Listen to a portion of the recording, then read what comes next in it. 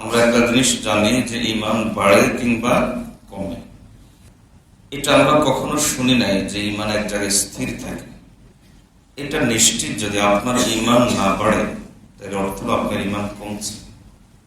আপনার আগের চাইতে যদি নামাজ সুন্দর না হয়, কথাবার্তা সুন্দর না হয়, লেনদেন সুন্দর না হয়, সত্যবাদিতা আপনার জীবনে না আসে, আমানতদারিতা আপনার জীবনে না বাড়ে, আল্লাহ এবং তার রাসূল সাল্লাল্লাহু আলাইহি ওয়াসাল্লামের অনুসরণের মাত্রা আপনার জীবনে প্রতিদিন প্রতিনিয়ত যদি না বাড়ে, তাহলে আমার বলতে কষ্ট হচ্ছে, কিন্তু এটাই সত্য যে আল্লাহ এবং তার রাসূল সাল্লাল্লাহু আলাইহি ওয়াসাল্লাম তাদেরকে মুসলমানই মানে না, তাদেরকে ইমানদারই মানে না, তাদেরকে মুনাফিক মনে করেন।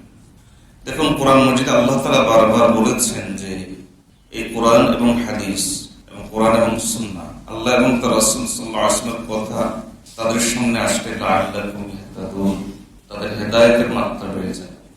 কোরআন বারবার বলেছে যে তাদের চিন্তার মাত্রা বেড়ে যাবে। কোরআন বারবার বলেছে তাদের গবেষণার মাত্রা বেড়ে যাবে, তাদের মহাব্বতের মাত্রা বেড়ে যাবে। আমাদের প্রতিদিন প্রতিনিয়ত যদি গুনার ভিতরে ডুবে থাকি, তাহলে এর অর্থ হলো আমার আল্লাহ এবং তার রাসূল সাল্লাল্লাহু আলাইহি ওয়াসাল্লামের প্রতি আল্লাহ এবং তার রাসূল সাল্লাল্লাহু আলাইহি ওয়াসাল্লামের প্রতি ঈমানের মাত্রা আমাদের বাড়ছে না, বরং প্রতিনিয়ত কমছে। হয় বাড়বে না হয় কমবে, হয় বাড়বে না হয় কমবে।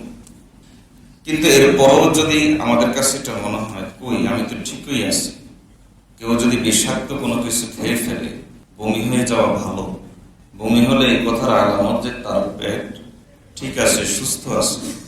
আপনি খেলাধুলায় মত্ত আছেন, এরপর আপনার জীবনে কোনো বিপদ আসছে না, বড় কোনো বিপদে আপনি পড়ছেন না, আপনি গুনার ভিতরে ডুবে আছেন, আপনার চোখ অন্ধ হয়ে যাচ্ছে না, আপনি গুনার ভিতরে ডুবে আছেন, আপনি বোবা হয়ে যাচ্ছেন না, আল্লাহ তাআলা আপনাকে পঙ্গু করে দিচ্ছেন না, তাহলে এর অর্থ হলো এই বিষটা ভিতরেই থেকে যাচ্ছে। গুনার শাস্তি যদি নগদ না থাকে, এর অর্থ হলো বিষ ভিতরে থেকে যাচ্ছে। আর ডাক্তার বলে যে বিষ ভিতরে থেকে যাওয়া ভালো না, বমি হয়ে যাওয়া ভালো। এই বমিটা হয় না দেখে আমরা টের পাই না যে আমরা কি পরিমাণ শাস্তির দিকে আমরা অগ্রসর হচ্ছি, কি পরিমাণ আমরা শাস্তির দিকে, আযাবের দিকে আমরা অগ্রসর হচ্ছি, আমরা টের পাচ্ছি না। আমি ইঙ্গিত দিয়েছিলাম কোন এক জুমাতে, যেভাবে আমরা এই খেল তামাশা, খেলাধুলা, বিনোদন, সিরিয়াল, এই সেই ইত্যাদিতে মত্ত হয়ে যাচ্ছে। আমি এই কথা আবারও বলি যে আমাদের এই দেশের স্বাধীনতা থাকবে না।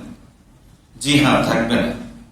আপনার কাছে মনে হয় হতে পারে যে এটা কেমন কথা বললেন, হঠাৎ করে আকাশ থেকে ছিঁড়ে আপনি একটা কথা বলে ফেললেন। না ভাই, আকাশ থেকে ছিঁড়ে আমি একটা কথা বলিনি। কোরআন এবং সুন্নাহকে সামনে রাখলে আল্লাহ তাআলা এবং তার রাসূল সাল্লাল্লাহু আলাইহি ওয়াসাল্লাম আমাদেরকে এটাই বলে থাকেন। আল্লাহ এবং তার রাসূল সাল্লাল্লাহু আলাইহি ওয়াসাল্লামের অনুসরণের কোনো বিকল্প নেই, কোনো বিকল্প নেই। আপনি যদি অনুসরণ না করেন, তাহলে অর্থ আপনি কাউকে না কাউকে অনুসরণ করছেন। আপনার মেয়ে পর্দা করে না, তাহলে পর্দা করে না কার অনুসরণ করে? কাউকে তো অনুসরণ করছে। আর পর্দা করাটা তো কাউকে না কাউকে অনুসরণ হচ্ছে। আপনি সুদ খাচ্ছেন, কাকে অনুসরণ করে সুদ খাচ্ছেন? কাউকে না কাউকে অনুসরণ হচ্ছে। কোন না কোন একটা সিস্টেমের অনুসরণতা আপনি আছেন। আপনি ঘুষ খাচ্ছেন, এর অর্থ কোন না কোন সিস্টেমের অনুসরণতা আপনি আছেন। তাহলে আপনার সিদ্ধান্ত নেওয়ার বিষয় হলো এই যে আমি কাকে অনুসরণ